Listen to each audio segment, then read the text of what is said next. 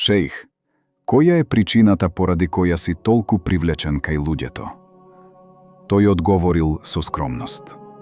Валлахи, не знам како да одговорам, но може би поради зборовите на пратеникот салаллаху алейхи веселем. И со сите луѓе убаво однесувај се. Кога пратеникот салаллаху алейхи веселем го испратил Муаз во Јемен, му рекол: разубави го својот однос кон луѓето. Јас се трудам да бидам насмеан со луѓето, да бидам љубезен, било да се стари или млади, и да немам злоба кон своите браќа.